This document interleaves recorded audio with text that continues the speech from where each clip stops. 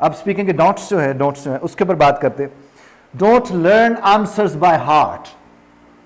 ये बहुत ज्यादा, हमारे पास कई दफा लोग आते पलंदे पकड़े होते जिनमें जवाब बड़े शानदार लिखे होते और रटे हुए होते, और उस शानदार जवाब को जो कि यहां कहा गया अगर आपने कुछ याद करके बोलना है तो आप तो पकड़े जाओगे। वैसे भी आप देख लें, यहां पर कोई तहरीर रख के मैं पढ़ना शुरू करूं ना तो आप देखेंगे मजे नहीं आएगा, क्योंकि वो जो आवाज का उतार चढ़ाव है वो नहीं होता जो ऐसे बात करके। अभी मैंने जो कहा जो आवाज का उतार चढ़ाव होता है, जो जिस तरह पर मैंने इसको बोला है, मैं अगर इधर लिखा होता है जो आवाज का उतार चढ़ाव होता है वो फिर वो बात तो नहीं होनी थी, वो तो टोन ही फ्लैट हो जाती है।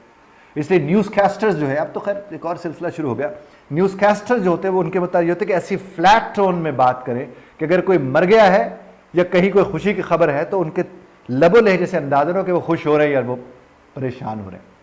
वो एक फ्लैट टोन होती है, वो उसी में ही वो सारी बात करते हैं।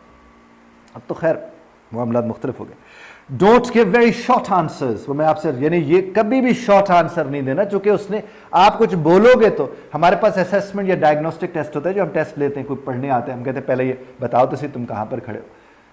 तो उसमें कुछ लोग होते 3 लाइनें लिखकर कहते हैं सर देख लें, सर मुझसे लिखा ही तो नहीं जाता इसीलिए तो आ रहा। हम कहते हैं भाई जितना बुरा लिखते हो लिख लो ना, ताकि हमें पता तो चले कि आप हैं कहां पर, ताकि हम उस हिसाब से आपकी खिदमत कर सकें।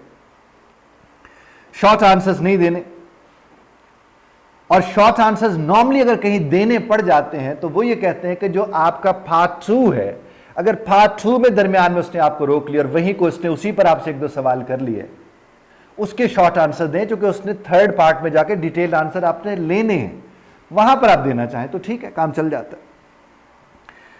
उसके बाद क्या है कि don't talk about something different from what is on the card in part 2। अब जो पार्ट 2 पे आपको पूछा गया है वो रेलिवेंट रहे, यानी सवाल कोई हो, वो सवाल गंदम जवाब चलना वो नहीं होगा। आपने करना कि जो सवाल है उसी सवाल का आपने जवाब देना है, उससे हटकर आपने जवाब नहीं देना, यानी रेलिवेंसी। उसके बाद don't worry if the examiner stops you in the part 2 long term.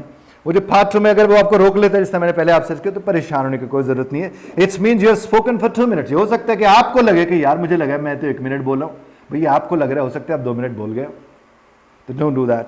The examiner has to keep the timing for the, चूंकि उसने टाइमिंग को लेकर चलना होता है। उसके बाद अगर आपसे गलती हो गई तो करेक्ट कर लीजिएगा उसको। Am I clear? क्योंकि अपने आप को करेक्ट कर लेंगे तो कोई ऐसी बात नहीं। और एग्जामिनर को ये मत कहे मैंने ठीक कहा था ना, मैंने सही बात की थी ना, ये एग्जामिनर से नहीं कहते हो। Am I clear fellows? Thank you very much.